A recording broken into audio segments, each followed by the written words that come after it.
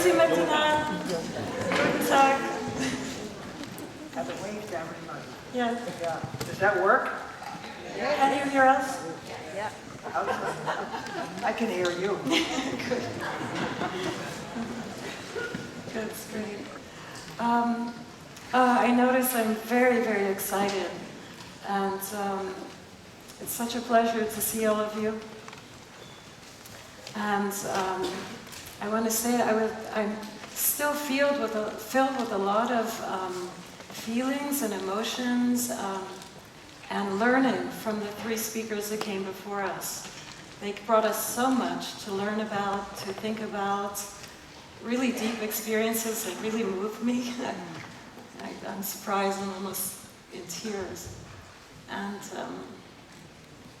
it's such a big thing to me, and I think to both of us, that we all come together, our wonderful speakers and all of us, to learn together how can we make a better world together.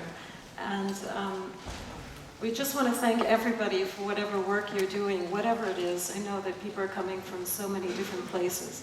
So we just thank you all very much for what you're doing.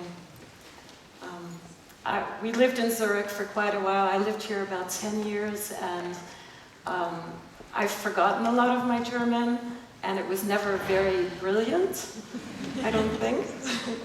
I always understood. You understood. I understand you too.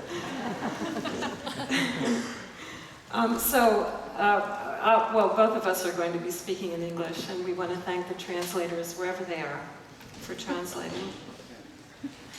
And we also want to thank Lucas, Raini, Ruth, Karina. I don't know everybody's names, but thank you so much. I want to thank them again for organizing this conference.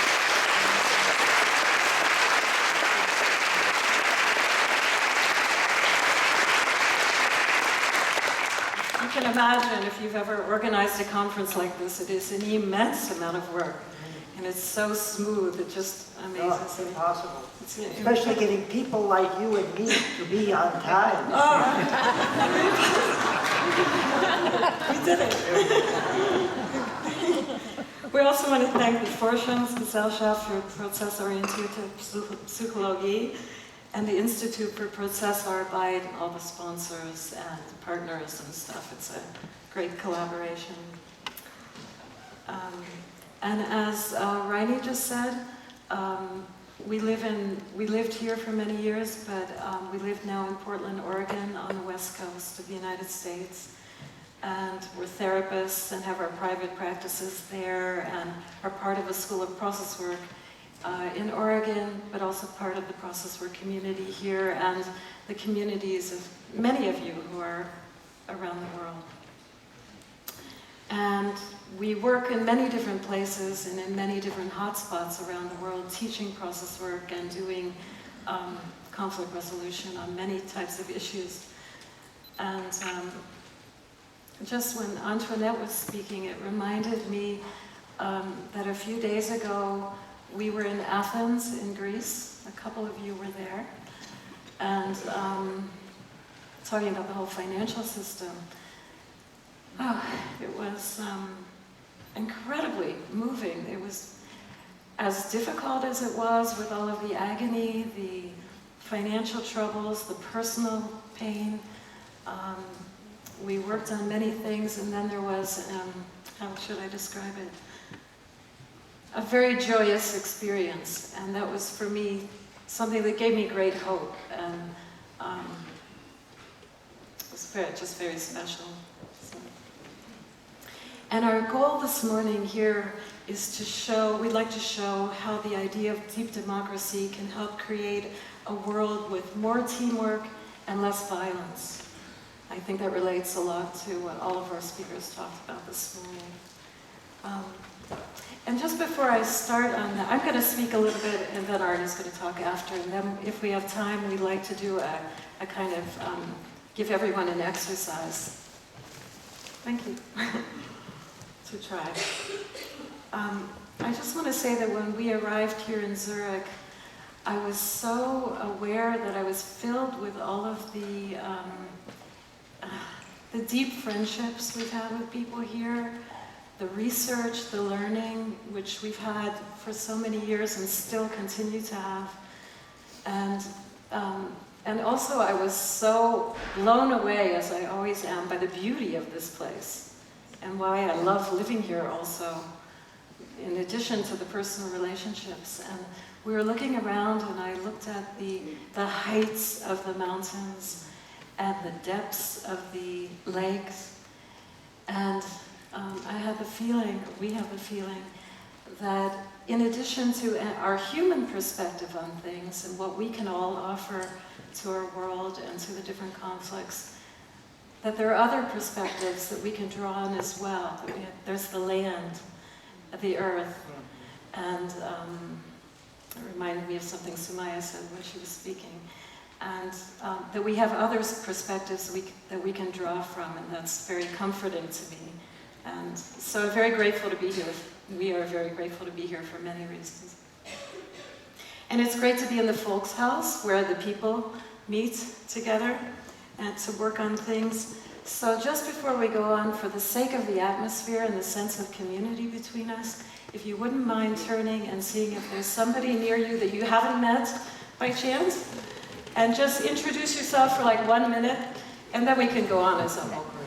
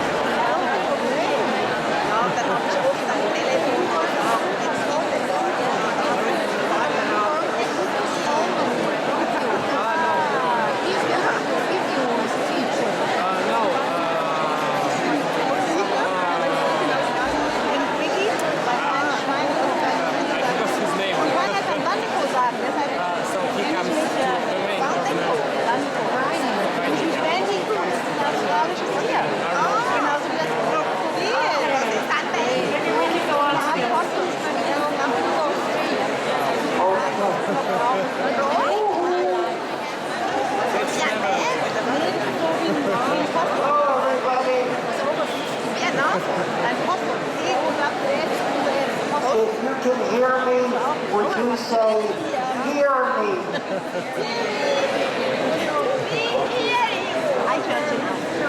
Great. Okay. Yeah. Okay, that's the solution. Das ist die Lösung, that's the solution. Every now and then talking to somebody. Once a week would do it. Also, for us to get a sense of the field of who's here, obviously we can't do that totally, but it would be nice for us to know something about you. And we wanted to ask a question. If you could play a major role in world change, what role might that be? Now, we have chosen 4 different possibilities. We know that they're not perfect and you can't really separate them, and there are many others, but we may as well give it a try. Let me name those 4 areas, and then I'll name them again, and maybe you can make a sound for your first choice, but then you can also make sounds more than once. So this could be like a total chaos, but we thought we would try. Let me name them first. Would you like your major role in the world to be inner work? No, not yet. No, not yet. I knew I wouldn't do this well. Okay. Let me say them first. The first is inner work. The second is you'd like your major role to be as a social activist. The third is as a group and organizational facilitator. And the fourth is politics. I'll say that once again, don't say anything yet. Inner work, social activism, group and organizational facilitation, or politics. Okay? So now, please make a sound if you would like your major role in the world to be mainly inner work. Wow, that's surprising. Okay, great. Mainly as a social activist? Yes. As a group or organizational facilitator?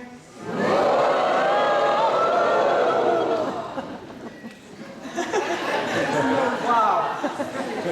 And politics? Okay.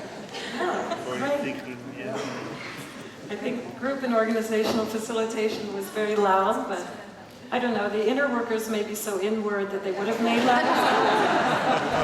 Okay. That gives us a hint about our field here, and again, I want to thank everybody for whatever you're doing, whether it's deeply inside of yourself or outside in the world. So, as I said, I'm going to speak a little, and then Arnie's going to talk afterwards. I'd love to introduce you to a basic overview of world work, which is the small and large group application of process work. And I know that some of you know these things and some don't, but I'm really happy to share a basic general understanding.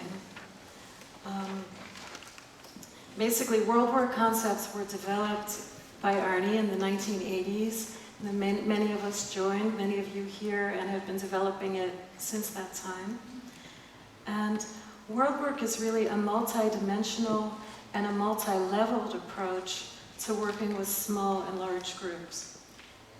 And it focuses in part on the overt communication signals of the people involved, as well as the more hidden or dreamlike signals in the background that aren't usually seen or aren't usually focused on, in order to help bring some of the deepest principles of democracy to life, not only through laws or on paper, although that's obviously very important, but also in the moment-to-moment interaction. How do we bring democracy and deep democracy to life right here between us? And just to give you an idea, world work has been applied and has been helpful in many different situations around the world. Small and large groups of all kinds, many different kinds of organizations, in universities, in schools, in hospitals, with different police groups in different places, religious organizations, in very hot conflict zones and situations. And it's practiced in many countries around the world by many of you who are here. And the issues that are involved might include diversity issues of many kinds, such as working with race issues, gender, health, sexual orientation, economics, conflict, and warring situations of various kinds. Also working with the processes and reorganization of organizations, and many different areas. And Arnie and I have recently been applying it. I always have trouble with my microphone. We've been applying it recently and look forward to applying it soon to climate change issues in the United States, with government interactions and the whole global warming phenomenon. Lucas was talking about everything heating up. So we're also very interested in that area.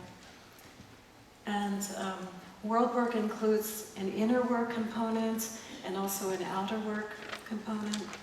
And the way it's practiced needs to be adapted to the particular country or the particular people where we're working or where any of you are working. So sometimes it can look very quiet and spiritual and inward, and other times it's more outward, intense, and very heated, or right in the midst of very heated, almost violent situations. And basically, at its essence, world work has to do with community awareness, the whole awareness process. In other words, bringing out the awareness potential and the wisdom of each community or group that we're working with. And that idea is connected to a very fundamental concept or idea in process work as a whole, which we apply from situations all the way from working with people's body symptoms, or working with people near death and in comatose states, which is a very special area for me and for some of you, to working with large group conflicts. So it's got this wide application. And the idea in the background is that even within the worst tensions, the worst problems, there's a great deal of potential wisdom within the individual, within the groups, if we're able to really use our awareness to follow and unfold the flow of signals and experiences that are happening. There's a great deal of wisdom. We have to use our awareness to help to bring that out. And in essence, world work is based on the philosophy and processes of what Arnie calls deep democracy. He's going to talk a lot more about that. But let me say, that deep democracy goes further than ordinary democracy. And I want to stress a particular way that it goes further, in the sense that it values the different people and parts involved in particular issues. And at the same time, it focuses on the many dimensions or levels of our human experience that are often not focused on. And I'd like to give you a brief overview of those levels. I think actually they're all quite well known to everybody, though groups have a tendency to focus on certain dimensions and marginalize others. But we feel that focusing on all these different levels is crucial to sustainable change and sustainable resolution.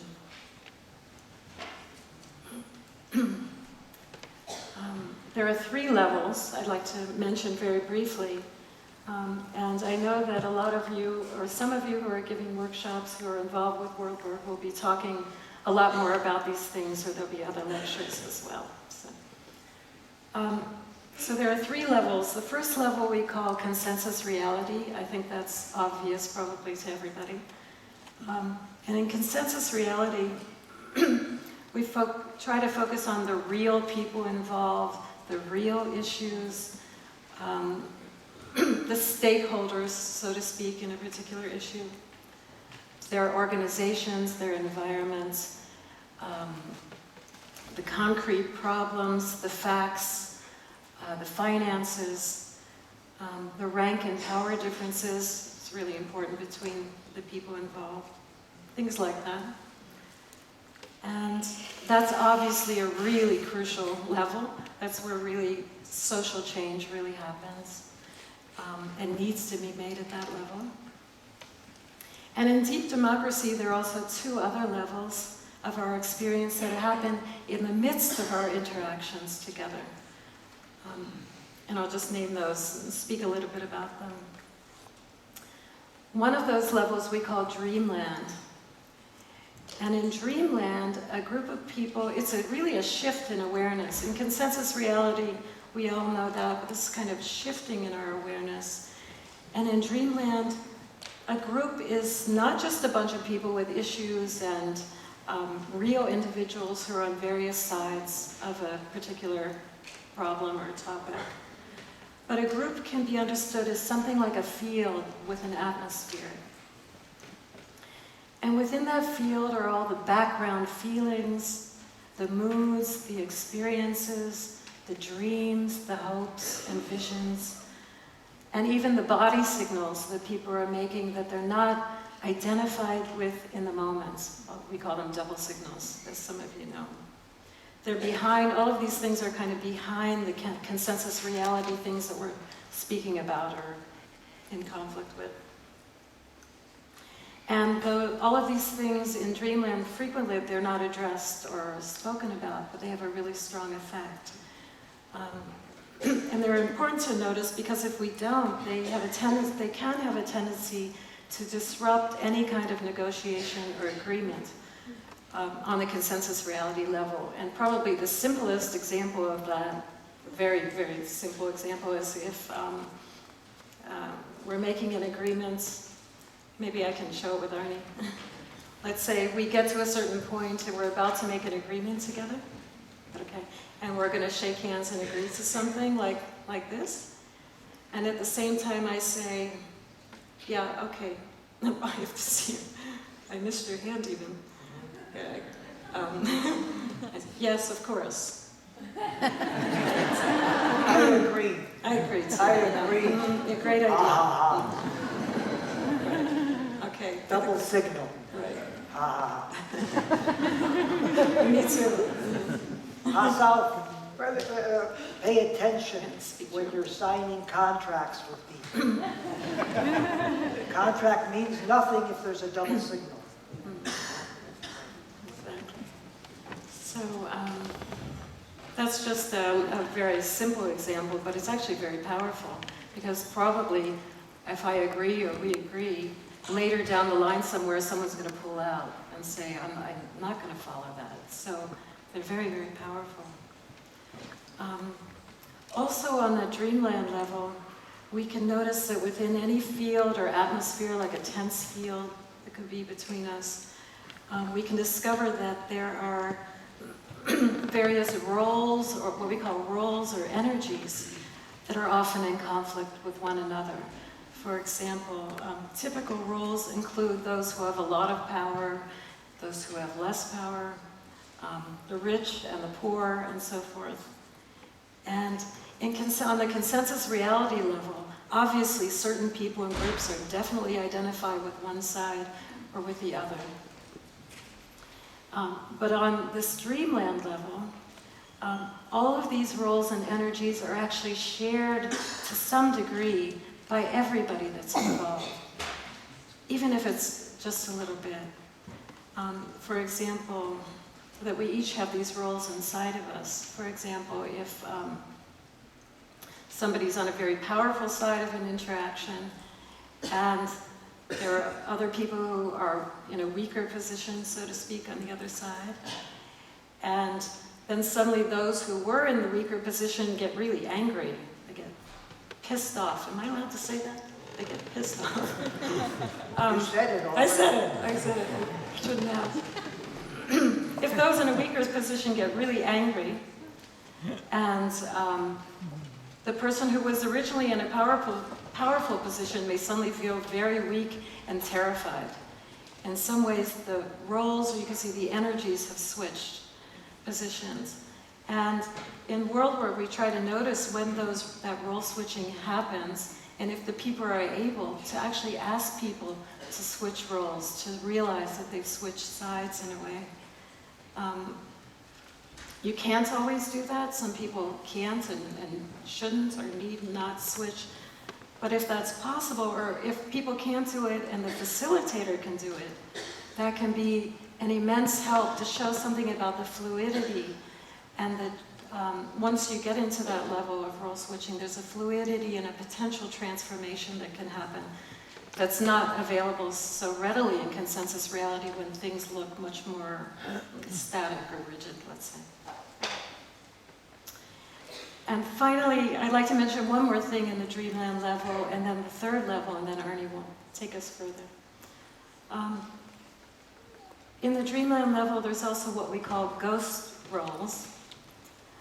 The ghost roles are all of the people or things that are spoken about when a group gets together, but nobody's directly representing in the moments right there.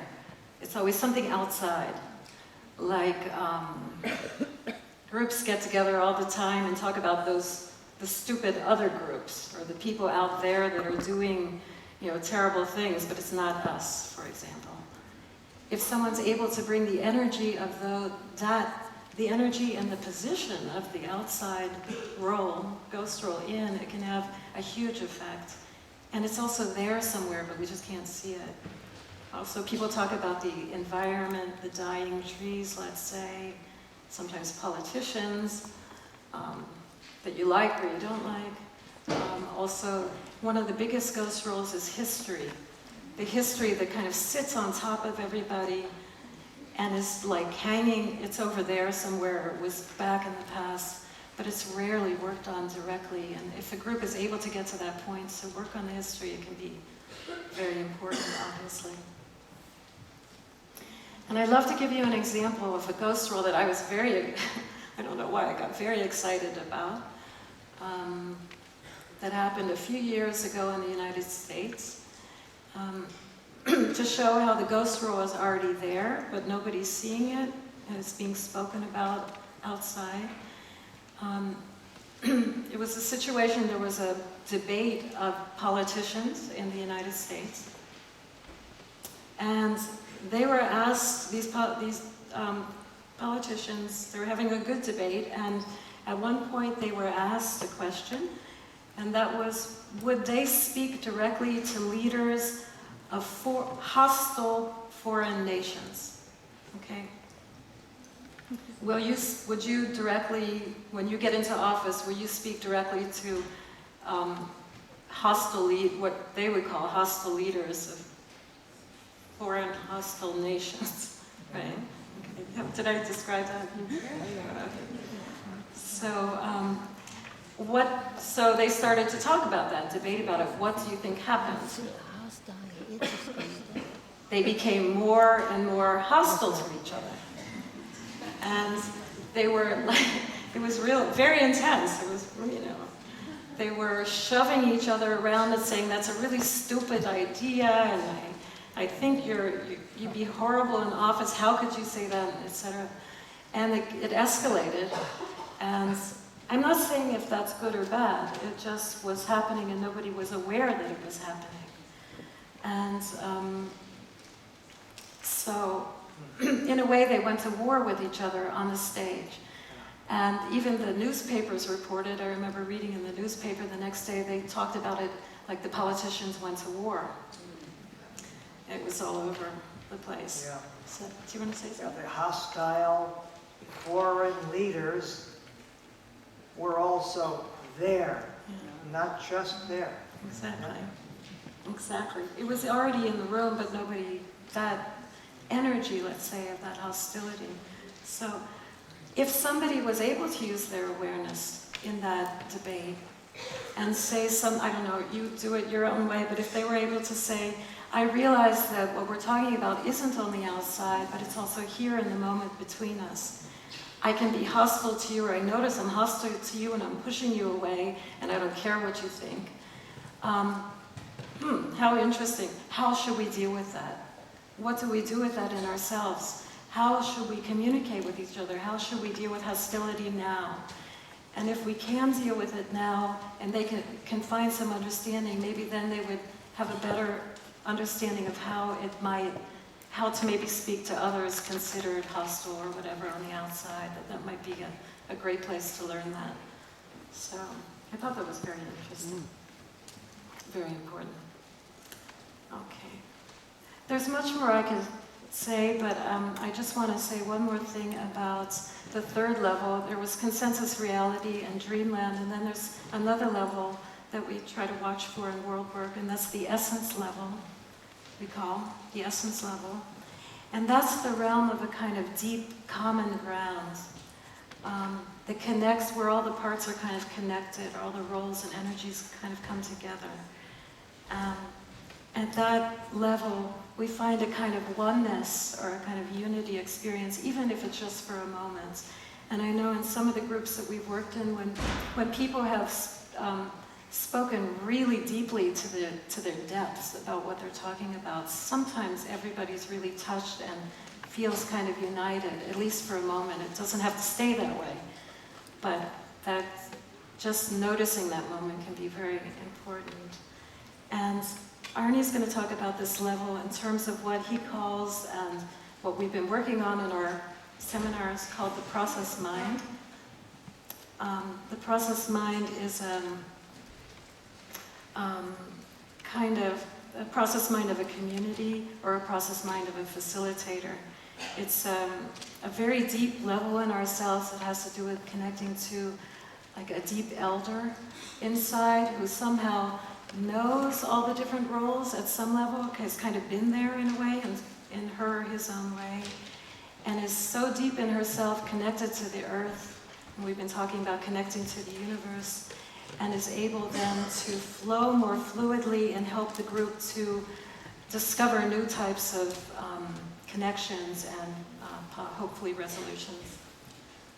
And it's very important to know that part. I'm thinking of the name global burnout, that without some connection in ourselves as facilitators to that deep level, however you find it in yourself, it's very easy, as you all know, to burn out because things are so difficult. You can get so polarized and frequently not want to continue with the work. So I think that's all I wanted to say, and now maybe Arnold can continue. Great. Thank you.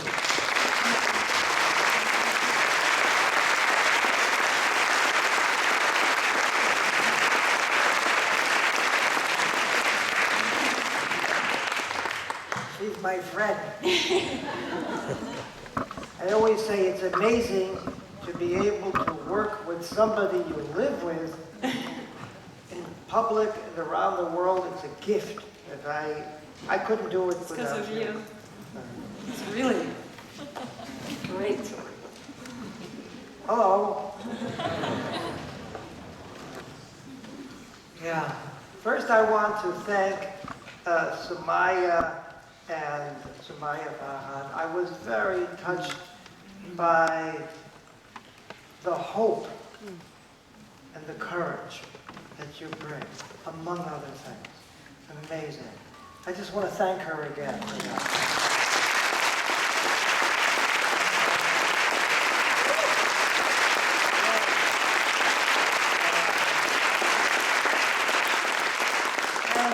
And to Antoinette Hunziker, I want to say, my God,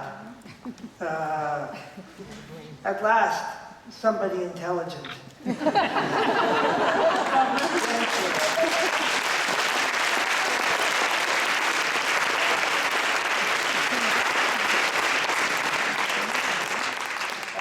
And to Andreas Gross, oh my God, politics with human beings. It's just moving.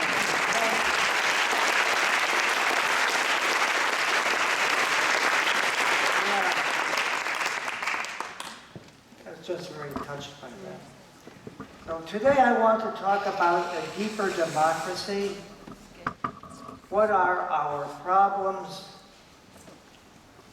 How do we do it? And the challenges. And our speakers already have presented world challenges to us. But I want to now stress the interlinking of problems, how they couple together. You work on one problem, try to solve it, but the solution neglects or forgets connected problems. We need to learn how to work on coupled problems, like, for example, climate change and business. Like, for example, racism and sexism and homophobia. You almost can't work on one thing without working on all of them. Sexism, homophobia, racism, financial equity.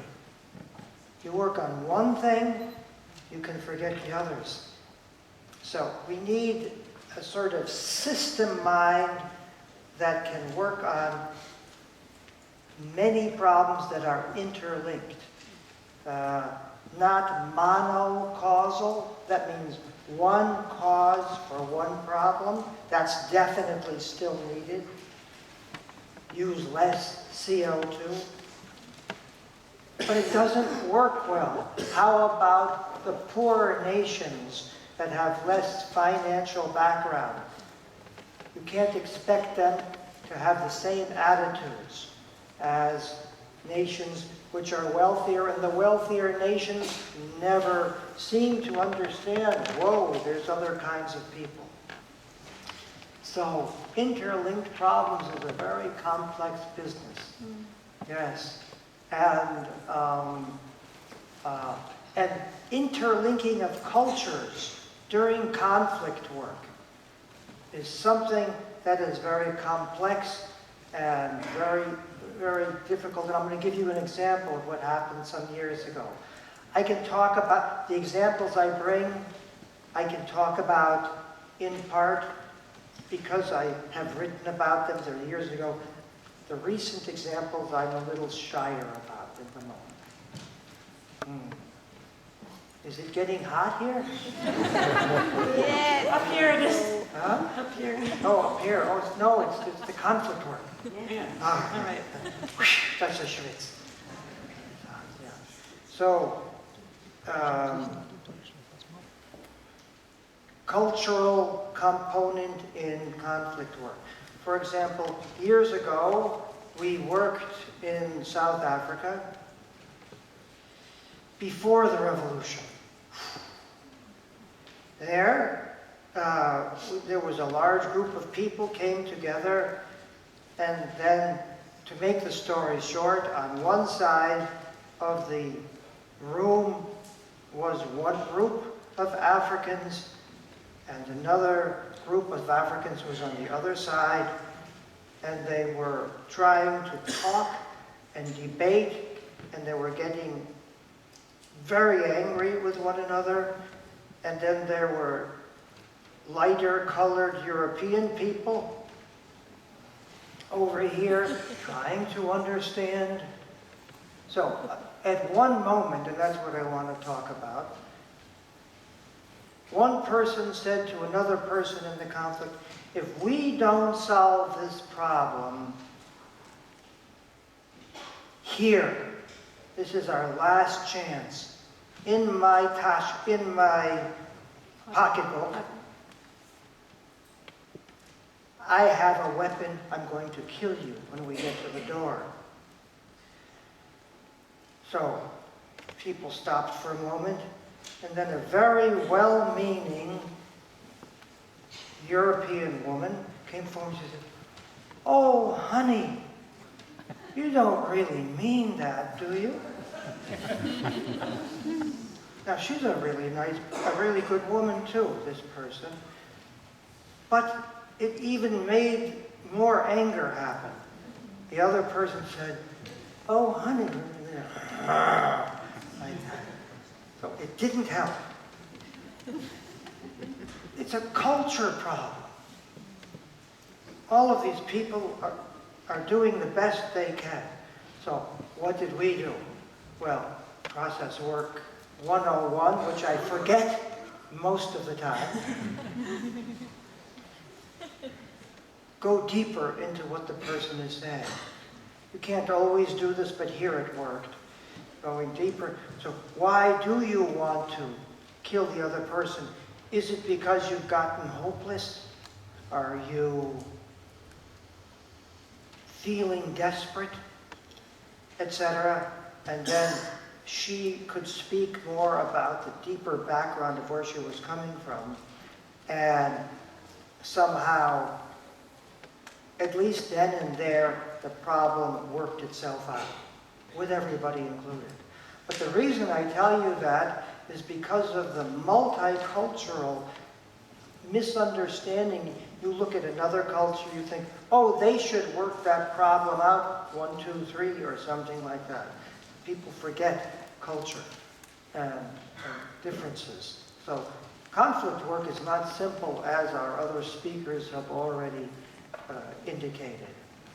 The complexity of it all. So what do we do? Yeah, well, we know you need more oneness. We know you need more world teamwork. Democracy itself, what a great idea. Oh, I love democracy. In fact, democracy is something that if you don't have it, you need to fight for it. You almost need to die for it, as we're seeing around the world right now. So democracy, the concept of equal rights, hey, that's a huge thing. Even if with all its problems, just democracy itself is worth life itself to many, life and death to many, many people.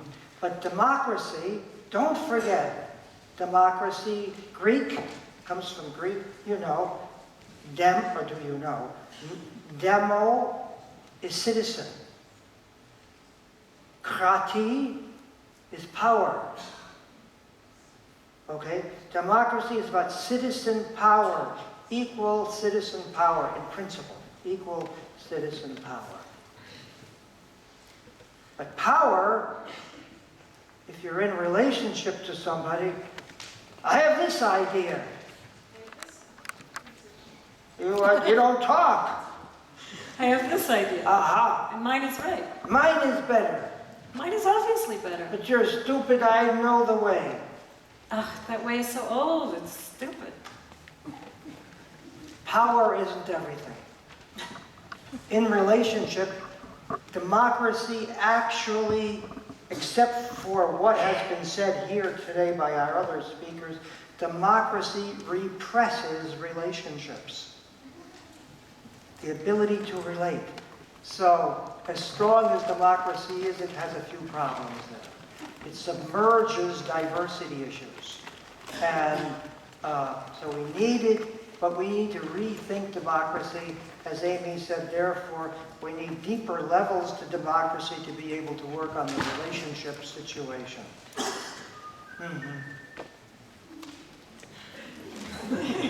I like that whistle. I hope it was from me. Could have been against me, then I'd have to also understand that side.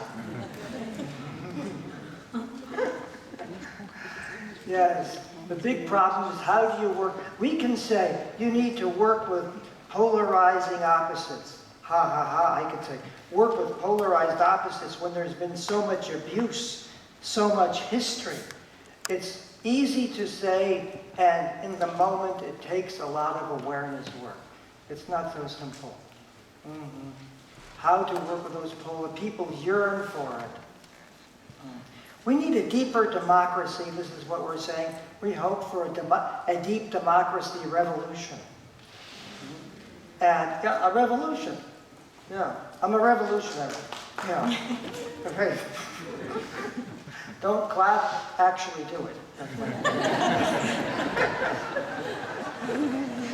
A more dynamic thing, yes. We need a deep democracy revolution, and we need everyone to develop their meta skills, as Amy calls them, meta skills. So we need people who are able, it's a meta skill, Amy's term for a metafähigkeit, a capacity to feel into and beyond what's happening in a given moment. And it's not easy. So the first step is to listen to people. Number one, listen to people. What are they saying? What do they agree with? What do they disagree with? And all the facts, as Amy said. And the second is to notice the dreamings and the feelings and the emotional thing. So let's say somebody's having an emotional feeling about a situation.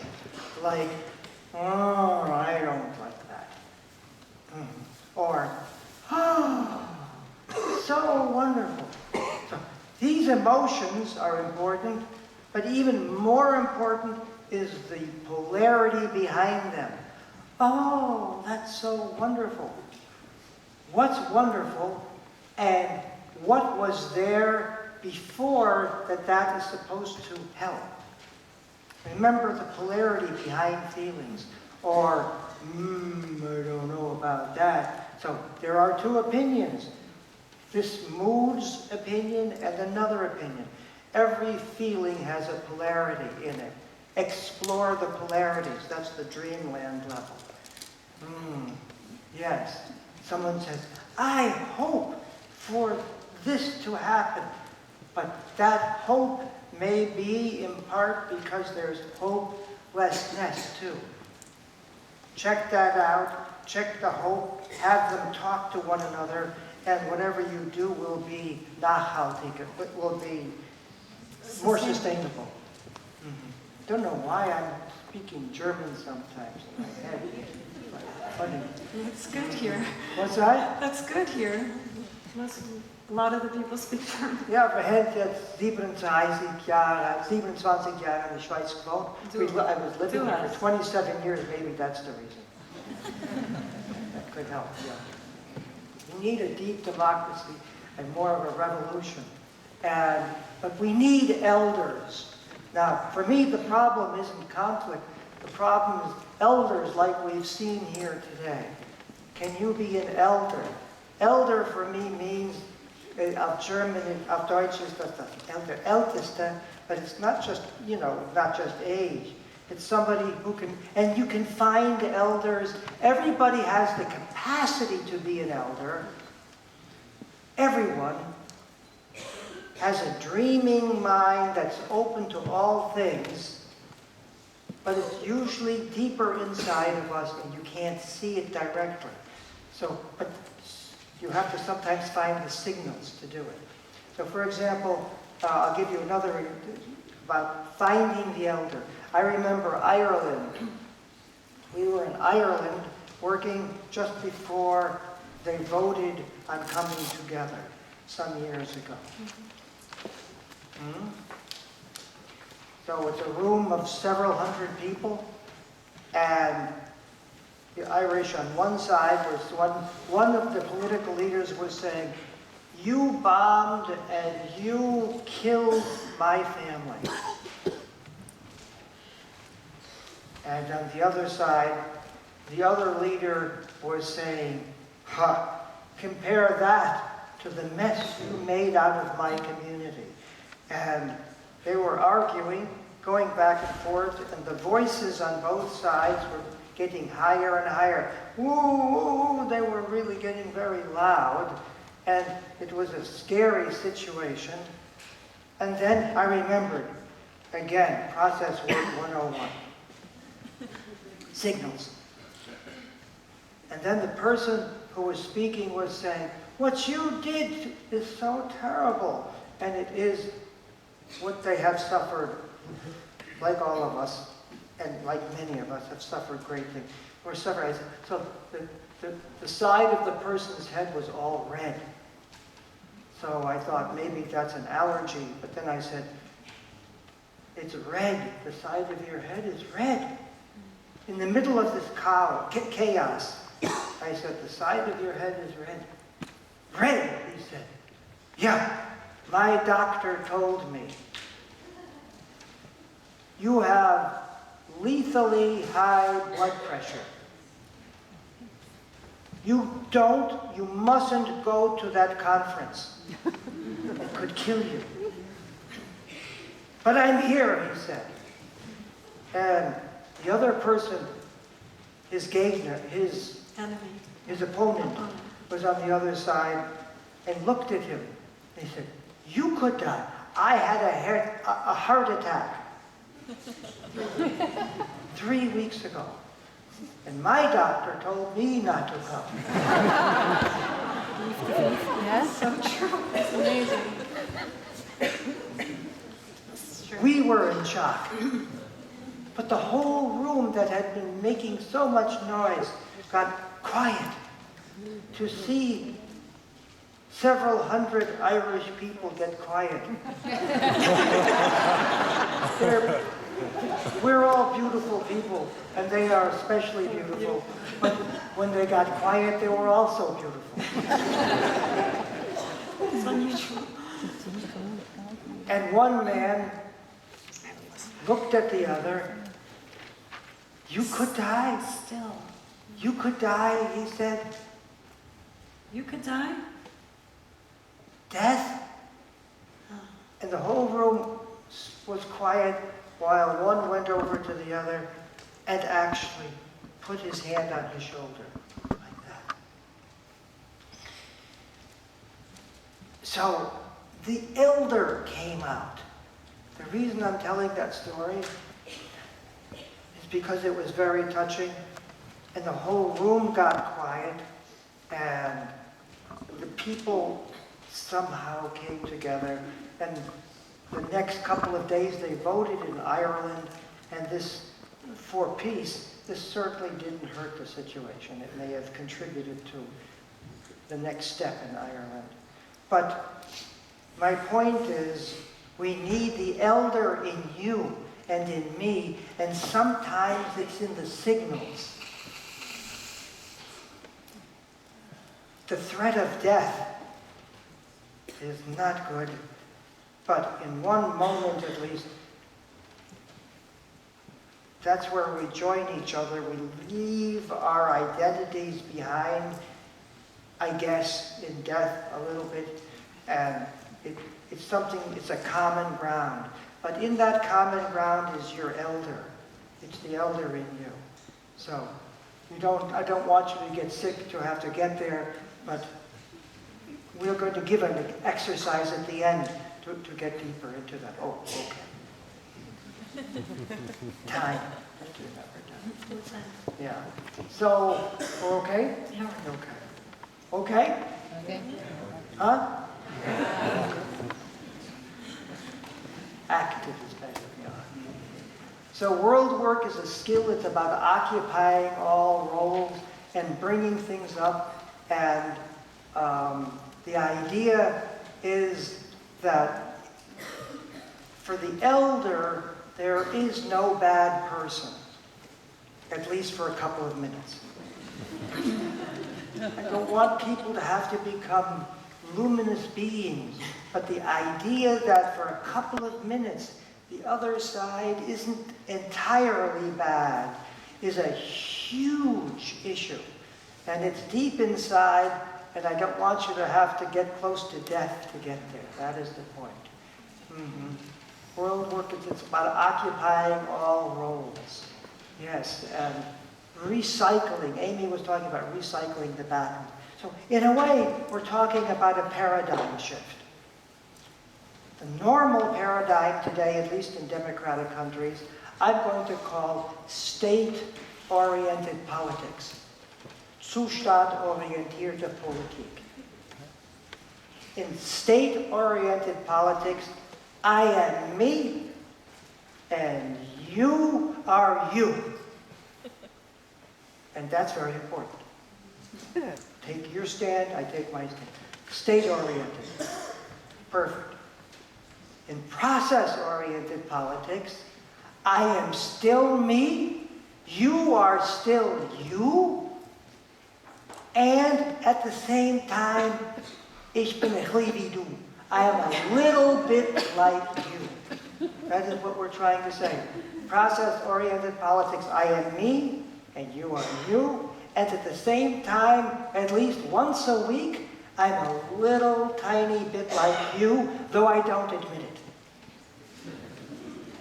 And that's okay if you don't admit it, but in the conflict work, to find that little tiny piece, which is the other side, either it happens or you find, that's I would call process-oriented. Imagine a political person standing up and arguing with somebody else and saying, I have a good idea, and the other one says, your idea is no good. And then I would go to that other side and say, you know, my idea really isn't all that good. I'm on your side.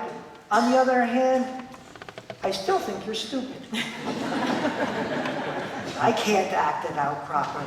But you understand the idea. How you do it is your feeling skill. It's your little bit yourself.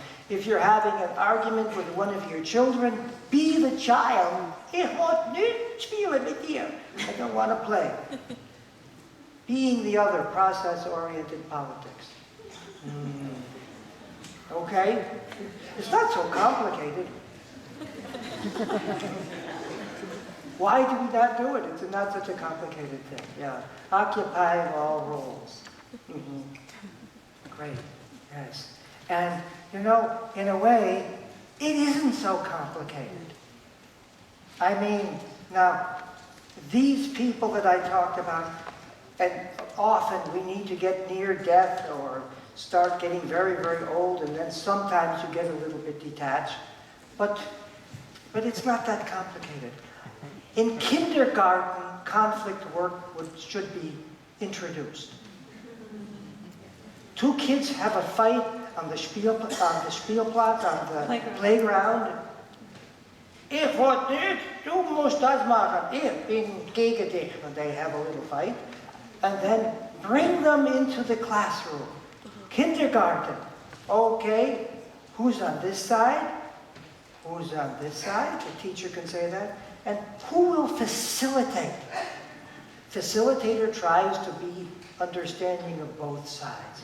Hey, if you did that and encouraged that in kindergarten, by the time you're an adult, you wouldn't be the mess that we are.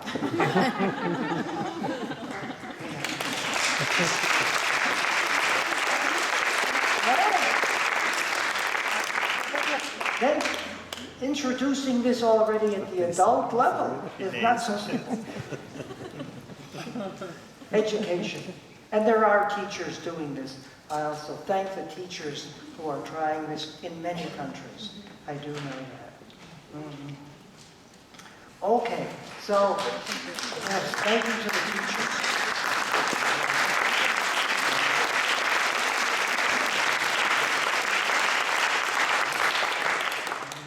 Yes, that takes courage.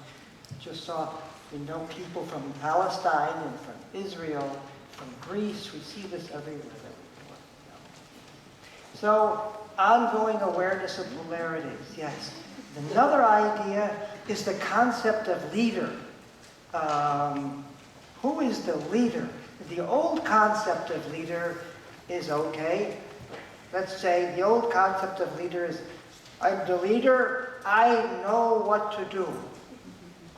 I have awareness and I have power. Woof. Woof. Woof. Gaff. How do you say woof in German? Wow. Wow. Vow. Vow. Vow. I'm the leader. Okay.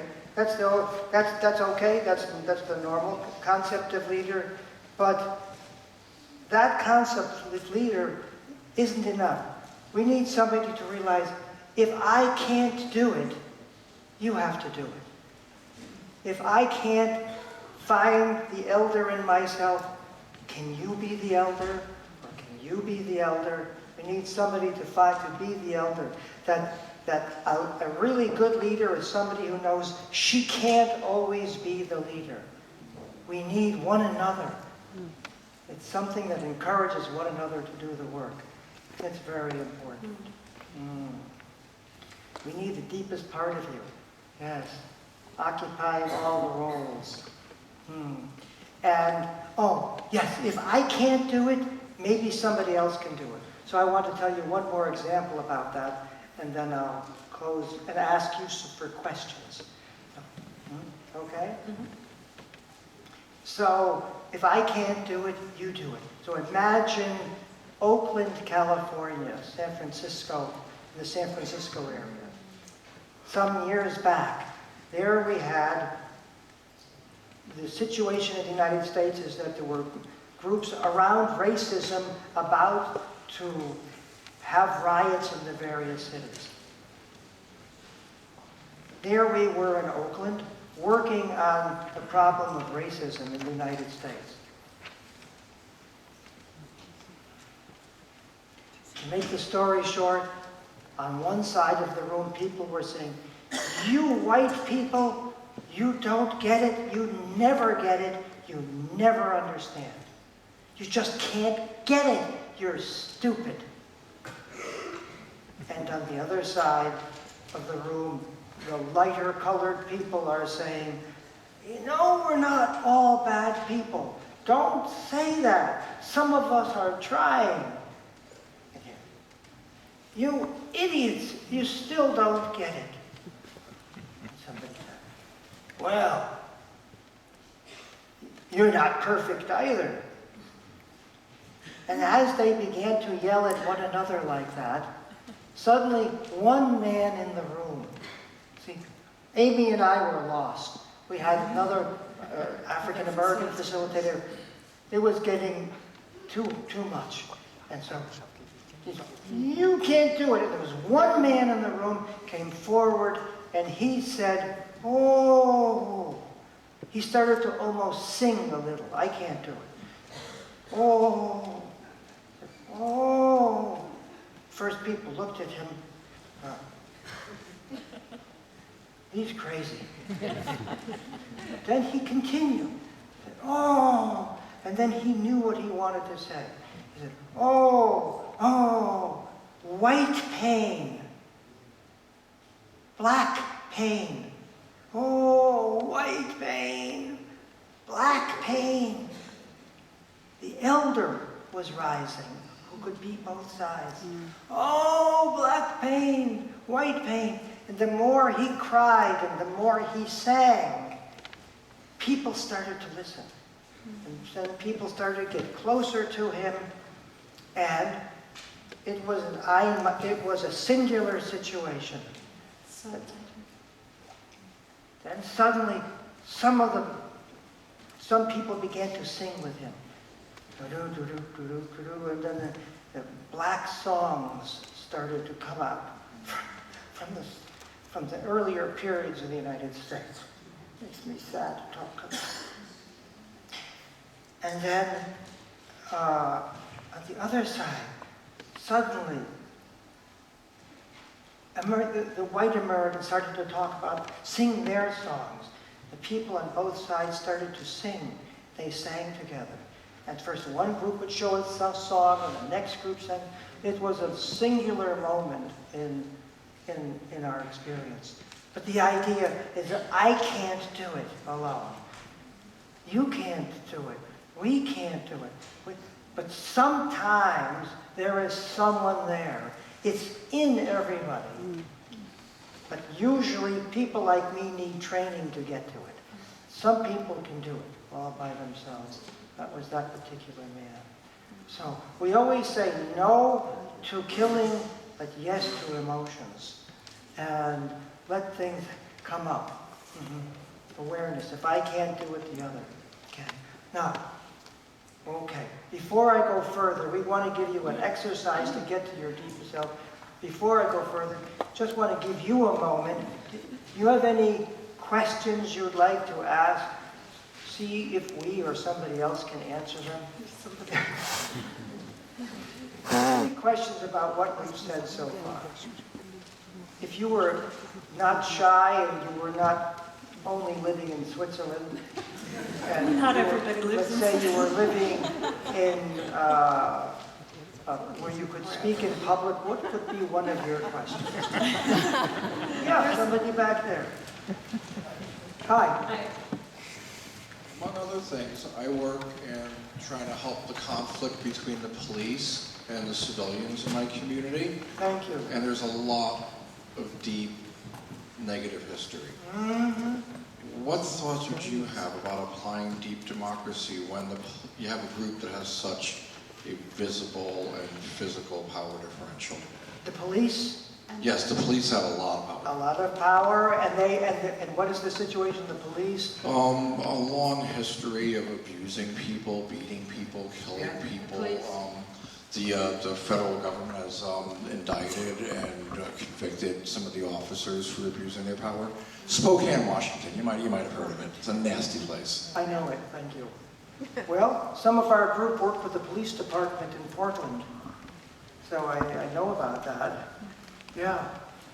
What can I say? It's a good question. Thank you. One of the things is to encourage the police to talk about and to be proud of power. And then to get the police to be the other side against which power is used. To feel how it hurts. Let's say you're somebody who's in an altered state and we have them act it out. We get the police to be the people who are being hurt by the police. That has had a good, that's a beginning step. And it's a world work training for police. And it seems to, it really works actually. There are some people, Thank you for that. there are people in Portland who are actually working in the police department Yeah. on very similar issues where there have been all kinds of killings and lots of tense anger about everything. Portland Police Department is becoming almost process-oriented. Don't tell anybody. Any other questions or thoughts like that? Any questions at all? There's somebody. Where is that? There's some here. Oh, in the back, yeah. It's lucky. Hello. Hi. Hi, thank you very much. And I just want a clarification. You talked a lot about the eldership or elder. Eldership, yes. Is it the one of the role or is more closer to the essence or process mind? Great question. Yeah. Maybe I can repeat that. Did you say, is the elder a role or Yes. closer to the essence? Mhm. Yes, a great question. Yes. Well, I'll draw here. Here's consensus reality. Thank you for that question, by the way. Here's consensus reality. Here are the parts. Underneath the parts, let's say here are roles. Good people and the bad people, let's call them something like that. These are roles that are always switching back and forth. Here they're stable, but here they're switching. And the elder would be closer, my idea, our idea of the elder at least, is someone who is there behind, who is the home where people can be. For me, the elder makes a kind of home. You're okay, come home. You're both in the house. So it's closer to the essence level. Thank you for that question. Yeah. May I just add, this home is sometimes we think of it, as some of you know, as like the earth itself that gives rise or gives birth to all of the different parts, but going back to that sense of the earth that knows all of its different beings at that essence level. Mm-hmm. Yes. To be an elder, everybody is an elder, but some of us have to dig deeper to find it than others. And the elder isn't everything. You sometimes need to just have courage and do something, but then the larger question later on is how do we put the sides together a little bit? Mm-hmm. So maybe we need a training in that. I'm going to suggest an inner work, and then I'll talk about my work, and then we'll give everybody. I think it's going to work. Yeah. Yeah. We promised we'd be on time for a change. Yeah. And I know you are the timer. Aren't you the timer? You didn't put anything up yet. It's okay.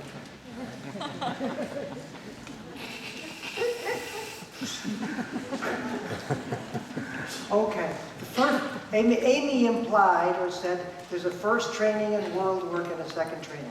The first training is to learn about signals, about the parts, to learn about issues and finances, to learn about culture and history. That's all the first training.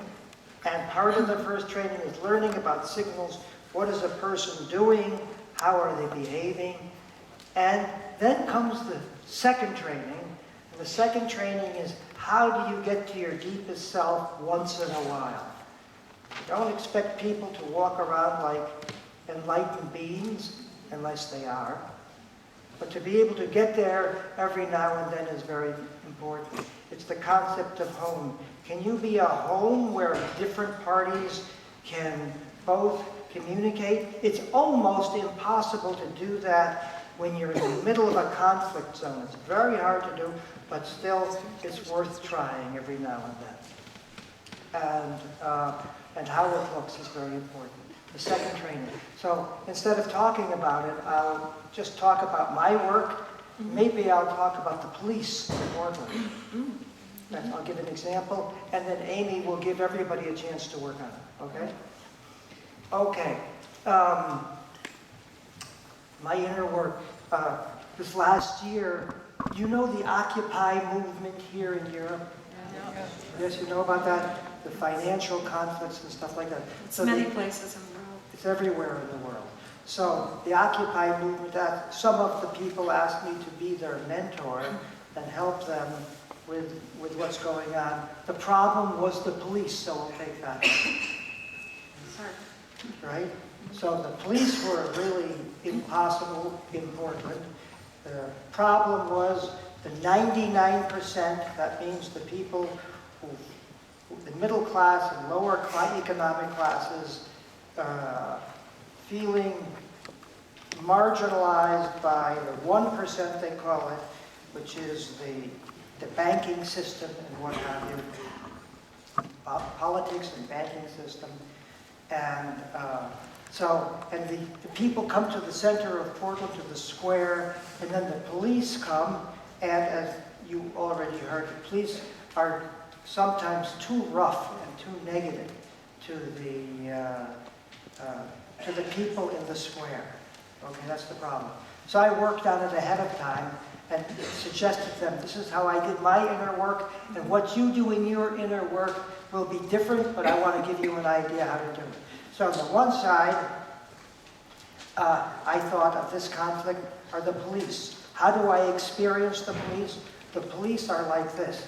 For me, the police were like this. Like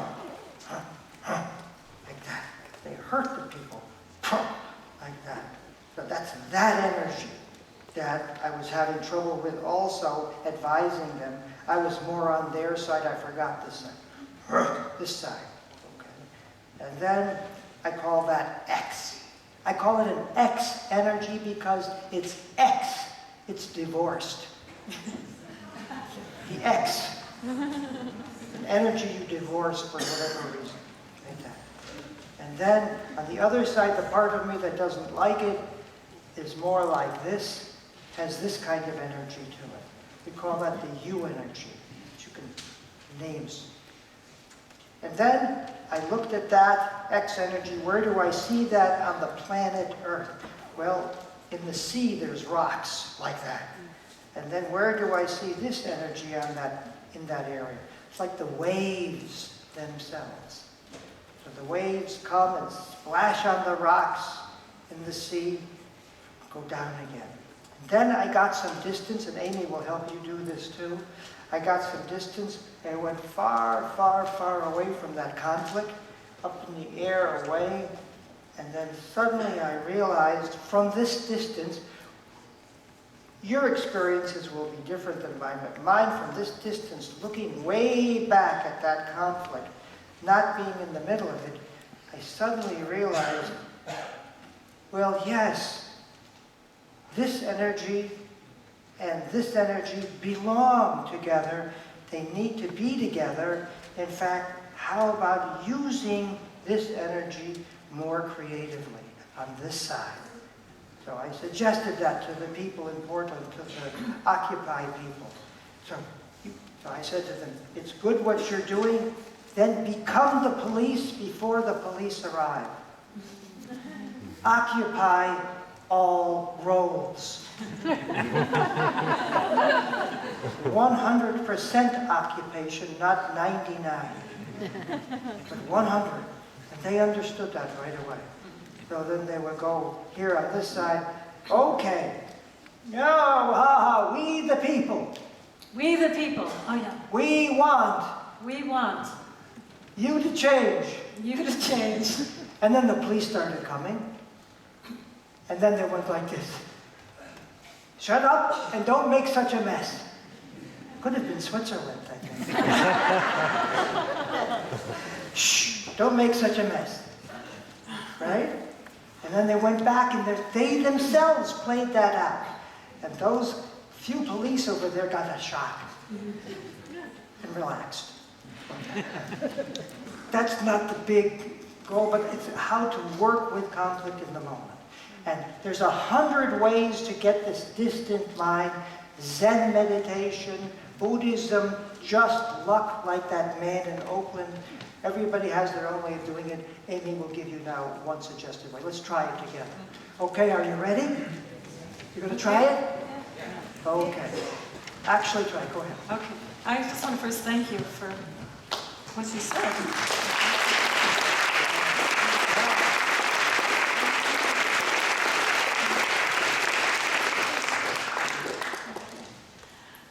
Yeah, we'd love to give everybody a chance to get a little bit of an experience of your own process mind elder. Excuse me. Around the issue, there's so many issues that we could choose, but we thought we would choose either the Occupy movement happening in your area of the world, or that you know about, or the rich-poor diversity and conflict in your area of the world. It's just, we could choose many things, but that's the one we thought we would try. And basically we're going to be, as Arnie just showed, we're going to be thinking about two energies in that conflict for you that you think about. And then we're going to gain distance from those two energies and look back at them and see what that more detached or distant part of you might advise you, as Arnie was showing, about that conflict and how to work with them. Everybody will have your own solution. It may be completely different from what Arnie just showed, but we'll see what you come up with. Yeah, and if you happen to have a paper and pencil with you, you can make little notes. That would be great. Otherwise, you can just think it in your head. Okay. And if you'd like to spread out, you don't have to stay in your seats. You're welcome to move around. Or you can say sitting or standing is good too.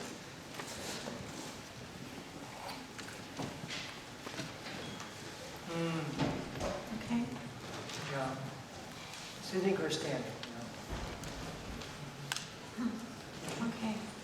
Are you ready? More or less? I'll take that as a yes. Well, we're in Switzerland, it's different. When you talk to people, they have different sort of reactions. It's like you're right. Yeah. Okay. Okay. So just take a moment, each one of you, just in yourself, to think of the Occupy movement in your area of the world, or in general, if you like. Rich, poor, diversity. Or the rich-poor diversity in your country, your nation, your area of the world.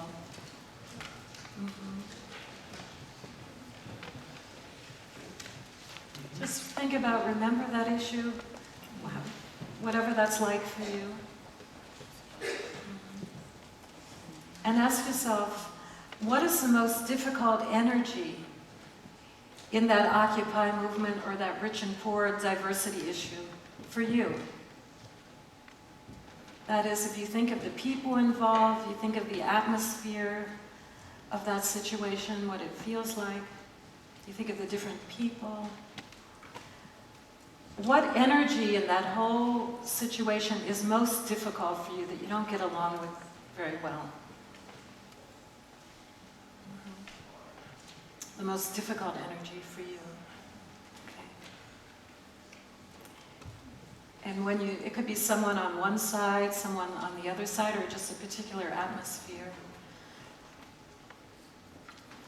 And when you've identified a difficult energy, go ahead and make a hand motion. Use your hand, one or two hands, to express that kind of energy that's difficult for you, that you're upset by. See if you can express that energy with some kind of a hand motion that's difficult for you.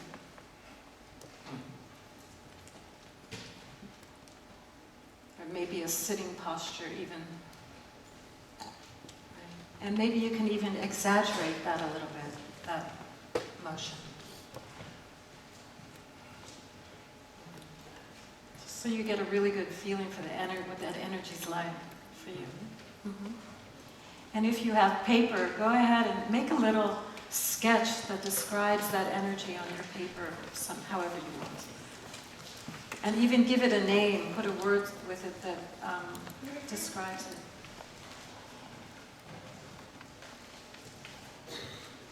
We call that energy X, as Arnie said.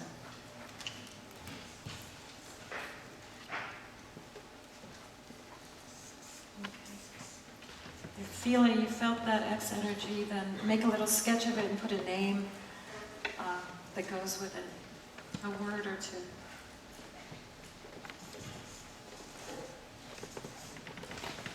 Okay, we'll call that X.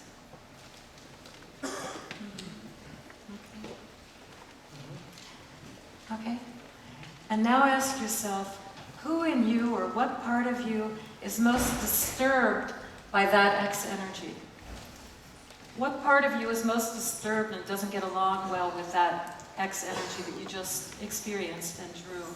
What is that part of you like? It's probably quite different. We call that the little you. What part is most disturbed, doesn't get along with that X energy? What quality or what kind of energy does that part of you have? And when you have an idea of that, go ahead and make a hand motion to describe that energy, that you, what we're calling the you energy. What is that part of you like that doesn't get along with this X energy? See if you can make some motion or some hand motions that describe that energy.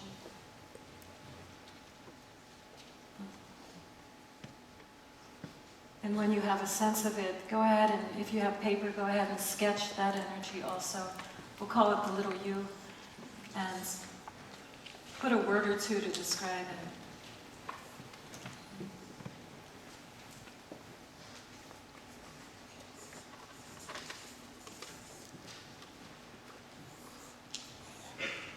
Okay. If you want, you might like to stand for the next part. You don't have to. You can also do it sitting. But it may help because we're going to do a little bit of movement.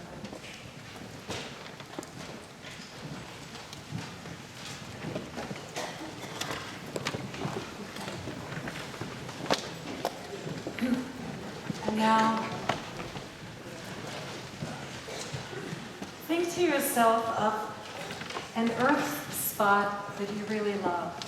Some place on earth that you really love that's very special and important to you. You may have many of those, but just let one come to mind in a moment that's very special for you. Okay. And imagine that you could go there, that you're actually standing on that spot. That you feel yourself there.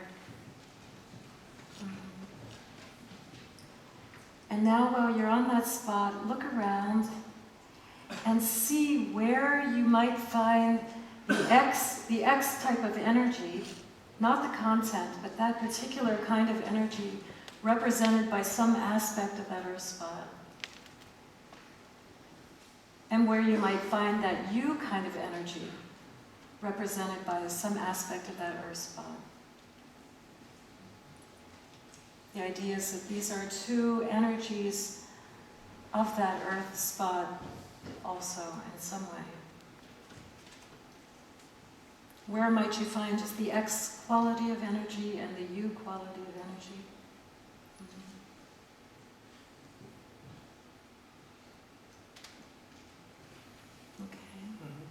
And just feel the land and imagine that it begins to move you back and forth as it moves you to express the X energy and then the U energy. Just let it move you back and forth in movement a couple of times, even just a little bit, to express its X energy and then to express its U energy, its the other energy.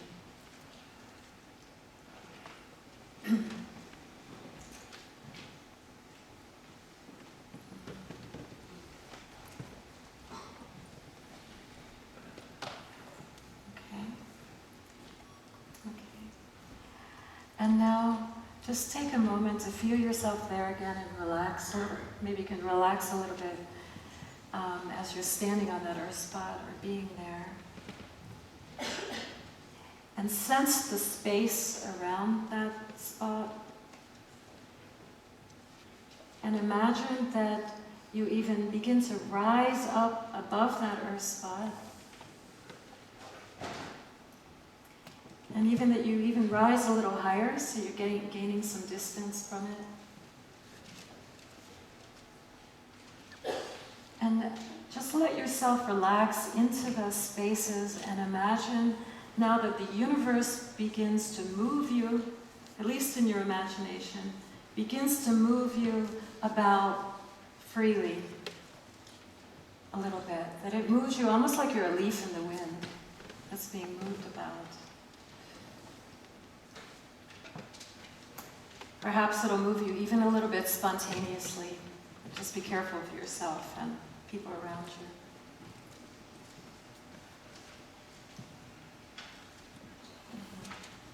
Let it move you about from this spot of more distance and detachment. Freely, a little bit spontaneously.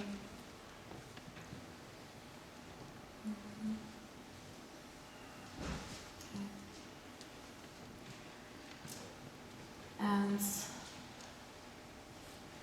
when you feel yourself moving a little bit freely,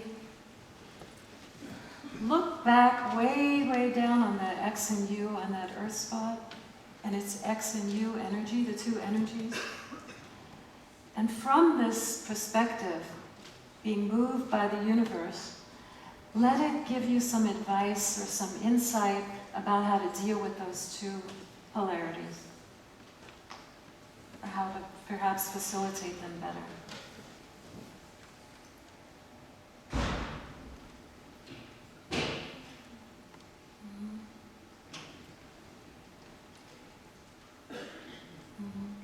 Let it look back. You may become very quickly, maybe try to catch something, a little tip that it might bring about how to deal with those two polarities from its perspective.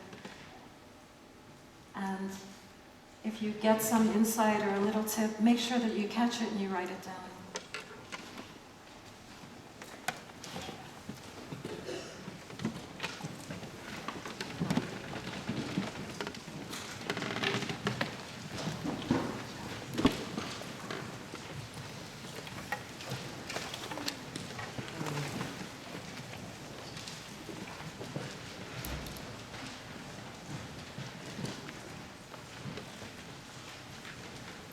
And perhaps you can imagine how you could use that insight to actually facilitate that issue in your part of the world.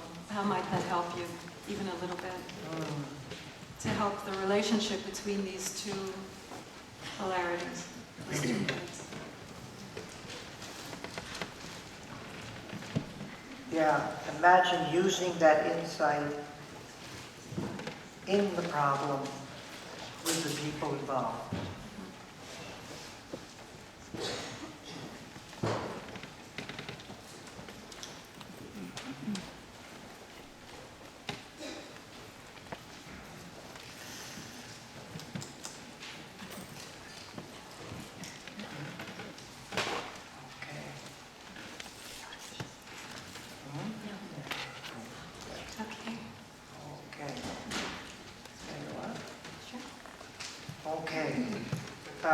Because we're just on time, getting a little late. Please, over the lunchtime, bitte Mittagszeit, gossip about your solutions. Makes it conscious. Please talk about what just you experienced. It'll help to keep it in consciousness, as some of this comes from something that's further from normal awareness. Use it. Okay. Sorry, we'd like to hear your experiences, but we promised we would be on time for a change. I honor Switzerland for that. Beautiful place, lucky. That's unusual. And I love Switzerland. It taught me a lot about physics and a lot about psychology. Okay, my last statement is, be the home that you are. You found a bigger part of yourself, perhaps. Be the home that you are more often than usual. And I just want to thank everybody for creating and co-creating our world together. We need all of us together to make a better world together. So thank you very much.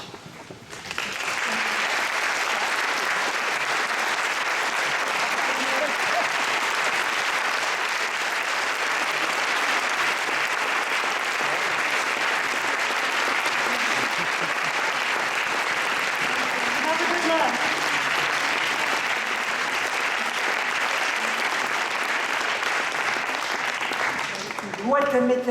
That means digest your food properly.